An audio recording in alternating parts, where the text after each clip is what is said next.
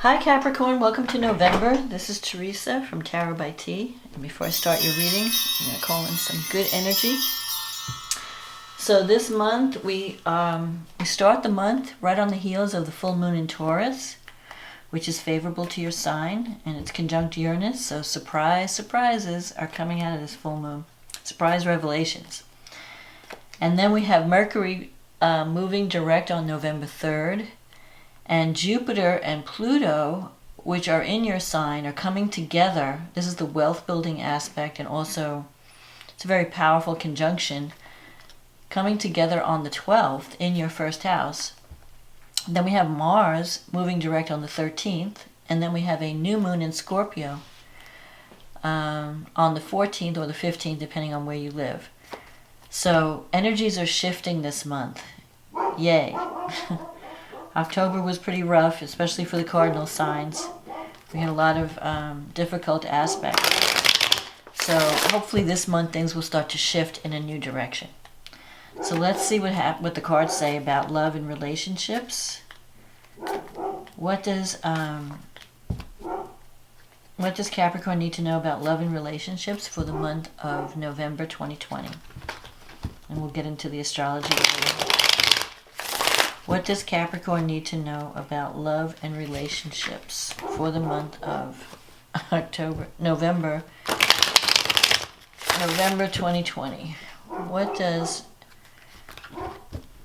Capricorn need to know about relationships for November 2020? What does Capricorn need to know about relationships for November 2020?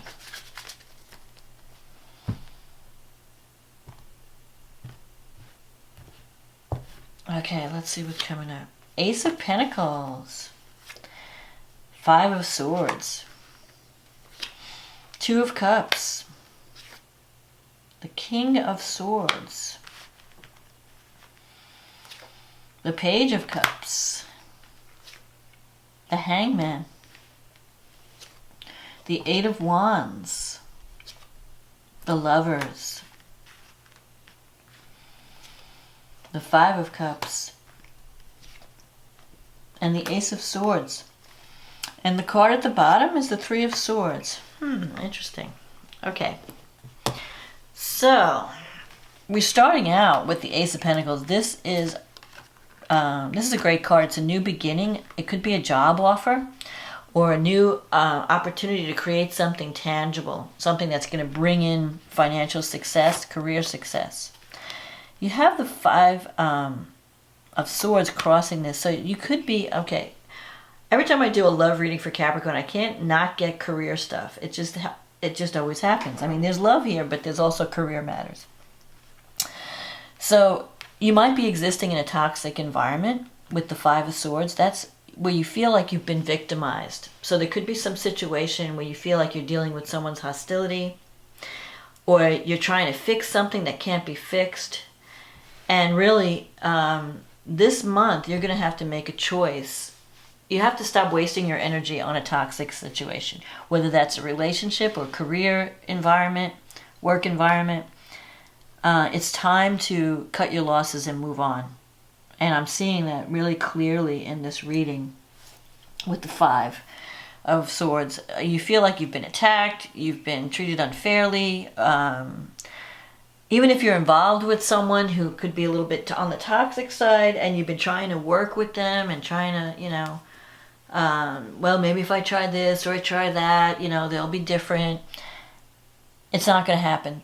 You have to admit that this situation cannot be fixed. It cannot be changed. I either have to accept this situation for what it is, with all its flaws, whether it's a person or an environment, or I have to walk away. I can't fix it. Stop trying to, you're bashing your head against a brick wall. Now, there is potential, and especially with this Three of Swords in the reading, I feel like you're going to be cutting away what is no longer serving you. You're not going to put up with toxic people, toxic environments, anything that's not promoting you or supporting you in a favorable way. It needs to go. You need to just cut that out.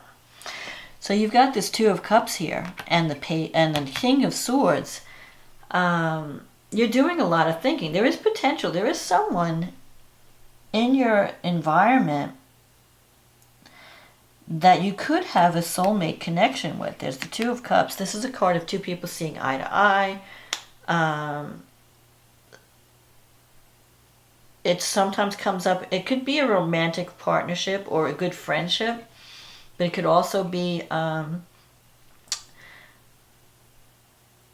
it could be a work relationship where you're really, connecting with someone in a positive level.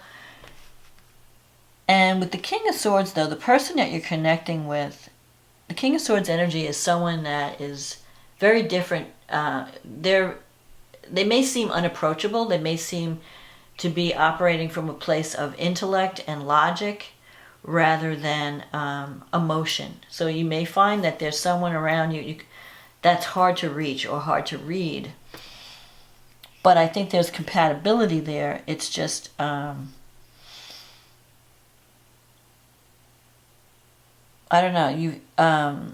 It's just that you approach things in a different way. So the Swords energy is an air sign. So you could be dealing with an air sign. It could be Gemini, Libra, Aquarius.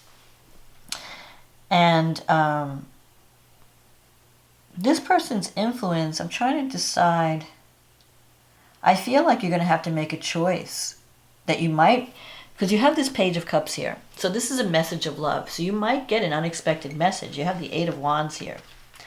And the Hangman. I feel like things have been the Hangman involves giving something up for something better, making a sacrifice, leaving something and moving on to something else that is more fulfilling, that's going to bring you greater success and harmony. But I think it's something where you're going to have to take action because you have the Ace of Swords here.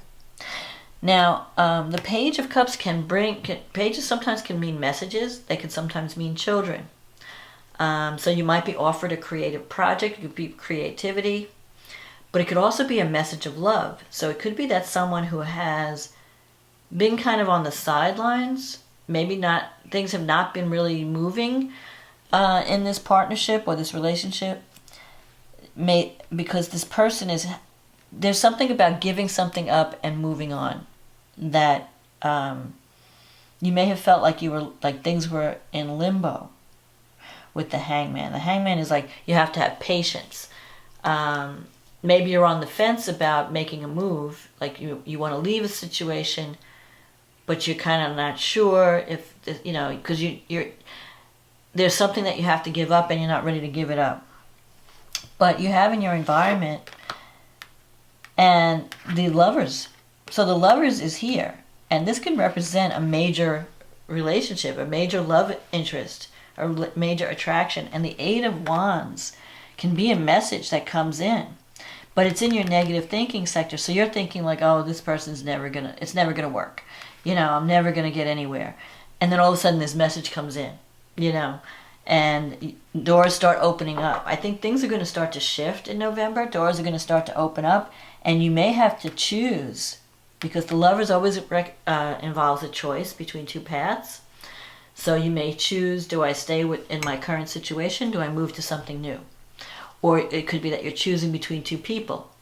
One could be someone that you know, and the Page of Cups can even be a new person that you don't know, or the beginning stages of another relationship. So some of you might be thinking, do I leave behind the King of Swords or this person to embrace this new development in a relationship?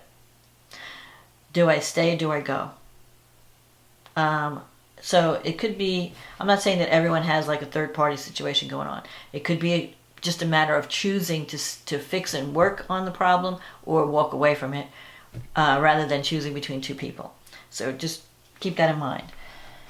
The thing about the Lovers is this person's very important to you. So it's going to be hard to walk away if it's someone that you're involved with.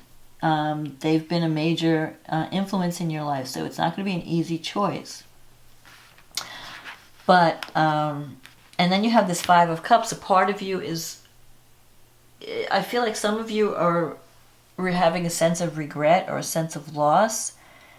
Maybe you made a decision in the past that you're regretting, or you're regretting not doing something when you should have done something, or you like it's like the one that got away kind of thing. Because the Five of Cups is someone who's having a sense of regret over a relationship that either ended or didn't work, or you walked away from. But I think there's still hope with the Five of Cups, because there's 2 cups still up, just still full. So when the Five of Cups comes up, now this is a general reading, so it could have multiple, I'm trying to see, address all angles. For some of you who are in a partnership that may be a little bit shaky, you might be trying to decide, can I fix this? Do I stay? Do I go? There is still hope, but you have to focus on the positive. You have to focus on the good things about the relationship instead of focusing on the negative qualities that upset you about the person. So you can salvage something from the situation when you have the Five of Cups. It's not like the Ten of Swords, or the Tower, like it's total destruction. Because I think that if there's any problems in the relationship, there's hurt, someone wants to apologize, someone wants to say they're sorry, maybe there's pain on both sides. So both people are feeling a sense, if you've had a separation or if you had a disagreement, both people are feeling the sense of loss. And you don't want to do anything that you regret. On the other hand, sometimes the Five of Cups can bring back someone from the past, someone that you were once involved with, who maybe you broke up or something, and they're regretting, they're thinking of you again, they want to reconnect. And you're going to have to decide, do I want to reconnect with this person? And things are going to start to happen because you have the Ace of Swords here. So for some of you who are really fed up in a relationship and you're in this Five of Swords energy and you're like, this is toxic, I can't take anymore, I just need something different, you're going to be actively taking action to find something new, to get out of a toxic environment. And that could be career too. It could be career as well as if it's not a relationship, it could be a career situation. Because with the Eight of Wands, there's going to be a lot of movement and a lot of action happening in November. And you may feel like things are happening too quickly and you have to make a decision without having enough information. Like you may want to slow things down. You may feel like, well, I don't know if I'm ready to make this leap. But there are going to be opportunities. So be prepared. Be prepared for opportunity. Be prepared for choices to be made. And you're going to have, if you're wanting to move out of something that's not working or cut away something that's not working, you're going to have the opportunity to do so. So it's really up to you what you want to choose, because there will be choices. For some of you, there could be a new relationship that can be very life-changing. And for others, it could be a new job opportunity or a new career opportunity where you're giving something up. You're giving an old job up and you're moving into a new situation that's going to pay more. It's going to bring you more recognition, more money, and more opportunity. But either way, you have to take action. You can't just sit around and wait for it to come. So you're going to have to make a decision and then take action based on that decision. So let's see what the astrology has to say. So for you, Capricorn, the full moon is happening in your 5th house. And that's the house of children. It's the house of creativity, creative self-expression, romance, sex, pleasure, just having fun. It's the fun house. So, and the sun is in the 11th house. So, and that's the house of friendship. So you could hear from a friend that you haven't heard from in a long time. And it will shock you, it will surprise you, like you never expected to hear from this person, because Uranus is involved. Uranus brings the unexpected. It brings freedom and new life, new energy. So you may learn something, because the full moon usually brings things to the surface. It shines a light on things. There could be an opportunity to have a new romance, a sudden opportunity. You have Mercury in your 10th house, and it's squaring Saturn in your 1st house, so there could be some conflicts on the job. Maybe your ideas are not jiving with an authority figure. You might feel blocked. Like you want to do things one way, and they're like wanting to do things another way, and you can be butting heads.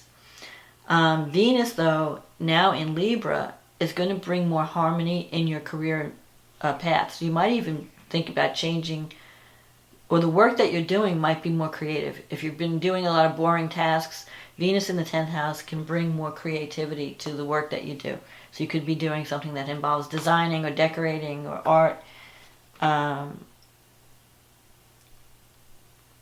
There is Chiron. Venus is opposing Chiron in the 4th house. So there could be some, you might be dealing with some family wounds, some family karma, or there might be something from early childhood that you have to overcome so that you can embrace this new energy that's coming in. And when Mercury squares Saturn, there could be, Mercury square Saturn can bring depression or negative thinking or paranoia. So if you're thinking like, oh, people just don't like me, or they're working against me every time I try to do something, people just are, not supportive. It may be that you have to start thinking more positive, and don't go to the negative thinking. Don't fall into that paranoia, that depressive, because Mercury square Saturn can sometimes bring on pessimistic view, and Capricorns sometimes have a tendency to look at the dark side of things because they're very realistic. You're thinking, well, I'm not going to build some pie in the sky plan. I'm going to look at what's real. What can we really, I'm going to point out all the flaws. I'm going to show you, you're not really, like a Pisces would be more like, oh, the beautiful dream. And you're like, well, yeah, that sounds great, but what about this? You're always bringing realism into the picture. But just don't go too far. I mean, that's important to do. I'm not saying no shade. But don't go too far where you're just really being pessimistic and you're shooting down any, chance of a good outcome. So you have to look at both sides. You have to look at the positive and the negative and try to find a middle ground. So then so Mercury goes direct in your 10th house. So if you've had any miscommunications or misunderstandings, those should work themselves out, especially since Mercury's in Libra. So the way out of it is through compromise and seeing both sides and learning to, try to find some kind of a win-win situation. Not just always, don't say, like, I want things to be my way. Things may work out, maybe not exactly like you wanted to, but if you compromise, things will get better. And then Jupiter and Pluto are coming together in your sign. So you could step into a position of power at this time. The only thing you have to be careful with, because Jupiter increases whatever it touches, you have to be careful how you're wielding power. Because the power is in your hands. It's in your 1st house. Are you coming on too strong? Are you acting like too bossy? Are you being, too manipulative? Because Pluto is manipulation. And Jupiter can put you over the top. Capricorn energy is control. Like, don't go overboard trying to control the outcome of things. Learn to, relax a little bit and use a soft hand. Don't be too harsh when Jupiter and Pluto. And if you can do that, Jupiter and Pluto can bring you wealth and recognition and expansion, opportunity. I mean, it's a positive energy if you handle it right. If you come across like a steamroller and you're thinking, well, I'm the boss and we're going to do what I say, then you're going to get pushback. And then Mars in Aries is going to go direct on the 13th, and that is in your 4th house. So if there's been any things happening around the home that have been stagnating, now's the time to work on your house, get things repaired, take action. You might be busy, doing things around the house. You might even be working from home when Mars goes direct. Then we have the new moon in Scorpio, and that's happening in your 11th house. So there's a new beginning. The 11th house is the house of dreams, friendships, the groups that you belong to. You could be connecting with a new group of people that are bringing you power and recognition, because you have this new moon in Scorpio is sextile Jupiter and Pluto. So it's going to be I think it's going to be a good new moon for Capricorns. I think it's going to bring you opportunity, and it may even put you in a position of power. Mercury is going to be opposing Uranus at the same time. Mercury in the 11th and Uranus in the 5th. So that could be an unexpected message or news coming in. something that has to do with children, something that has to do with a romantic partner, or a creative project. So there could be some unexpected news coming in, but I think it'll be a positive thing for you, because it's all Taurus is trining, Uranus is in Taurus, it's trining your sign. Mercury's in Scorpio, it's sextiling your sun sign. Pluto and Jupiter in Capricorn. I mean, this is your power year. All this stuff has been happening. You've been going through the mill. You've been carrying a lot of responsibility, a heavy workload. When Saturn moves out of Capricorn, it's going to leave you a reward. And Saturn and Jupiter will be moving into Aquarius in December. So before they leave, they're going to drop a present at your door. And so be prepared. I think it's all going to work out in a positive way when it finally all comes to a head. And now Venus, you have to be careful, because Venus is squaring Pluto at this new moon. And there could be some power struggles or manipulation. You want to be careful that you're not being manipulative, or you're not dealing, if you're dealing with someone who is trying to be manipulative, you don't want to be manipulated and you don't want to manipulate. You don't want to, you have to, Pluto is all about power. So you want to wield power in a positive way. You want to empower people. You don't want to be like the bully or the boss with the heavy hand. You want to learn how can we all work together? How can I support my colleagues so that they all they share their gifts in their best way, so that they shine. We can all shine. And that's what you want to promote. You want to promote, have people shine. You don't want to be, the damp, like pounding, throwing your weight around and being the bully.